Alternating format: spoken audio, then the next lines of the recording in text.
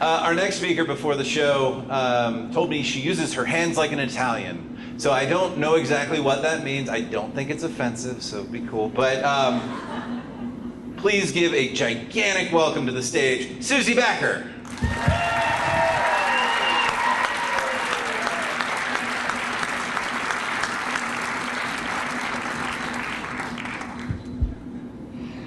Hi, I'm Susie. And I'm a massage therapist. That's why I talk with my hands like an Italian. It's not racist, it's just my profession. And tonight, I am going to talk to you about Napoleon's siege of Moscow in 1812. Now, I know what you're all thinking. Susie, this is a STEM and STEM adjacent lecture series, not a STEM and STEM adjacent lecture series. We don't do history here. In the museum. But come with me. Through the eyes of history, I will demonstrate how stress can run amok in your body in much the same way that Napoleon ran amok through Western Europe in the early 1900s, and how massage can help take care of those stressors. So who's ready for a highly analogous journey?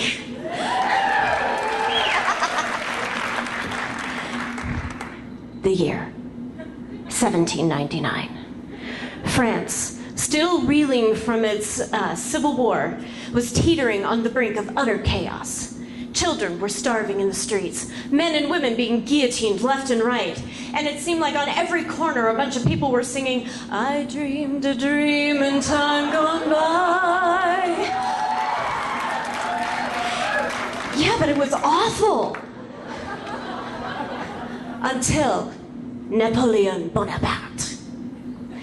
He charged in, and in a spectacular coup d'etat, he took over all of France, dismantled Parliament, changed the military, unified France into one country with a singular thought, focus, and pride.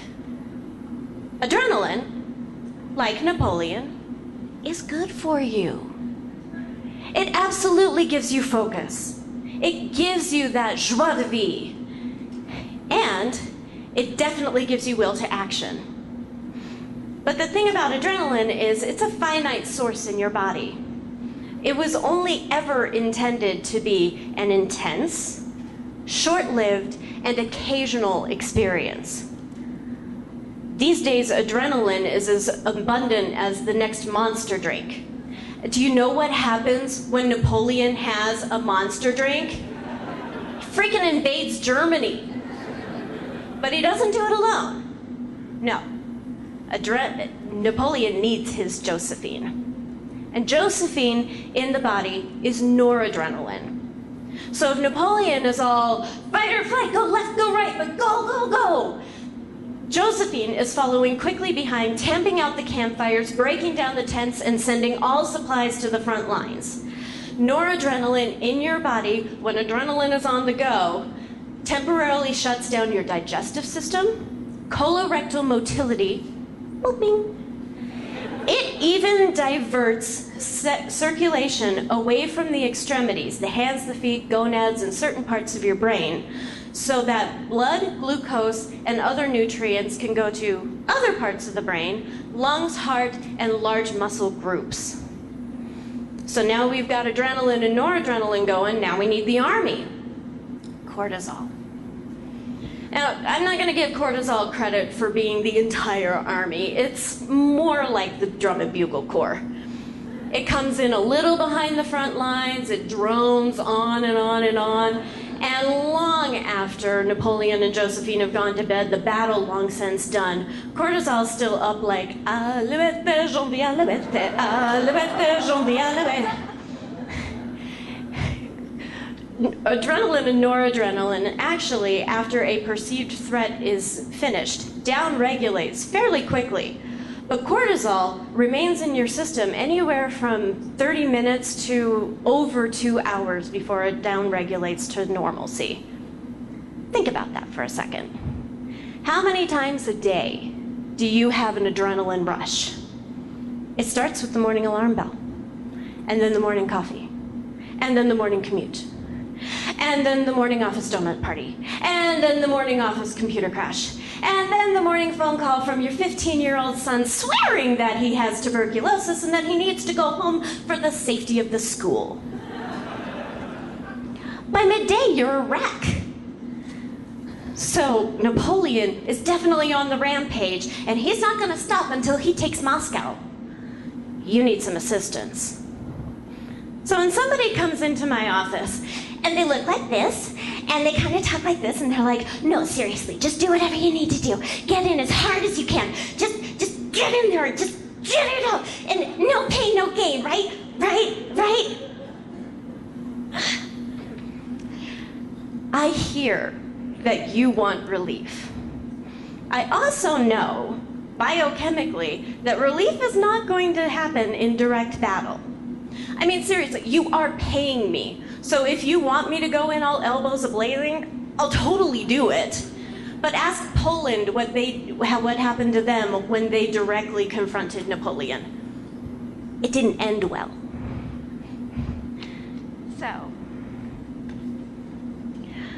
So I choose the Russian style.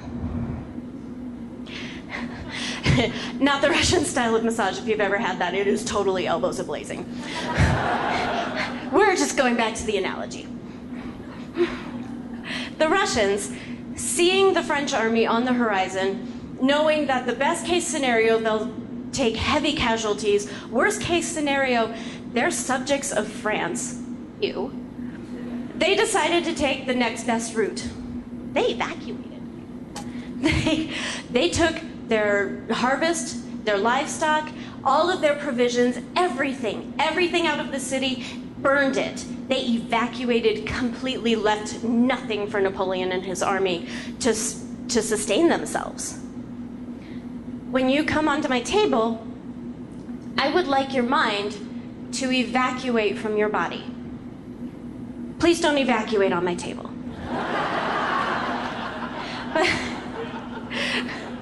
But trust the tools that I'm giving you.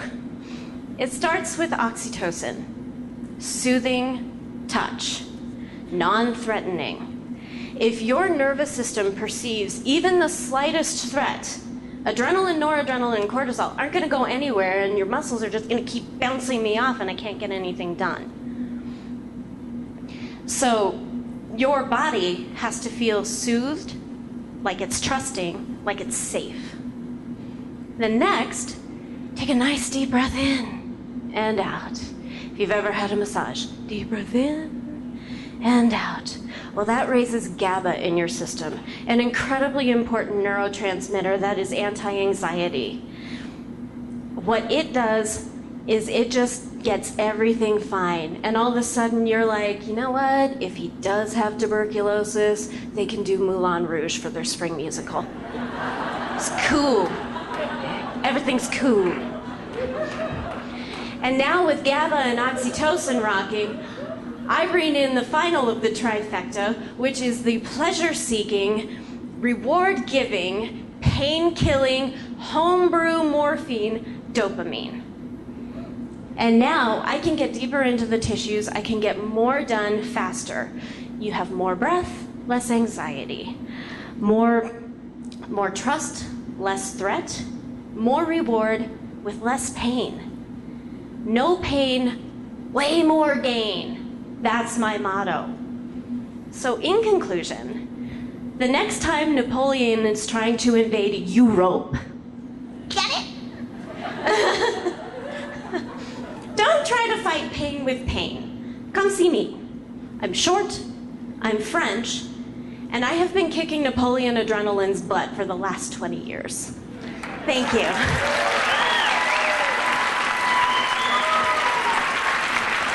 Great job. Susie Backer, wow.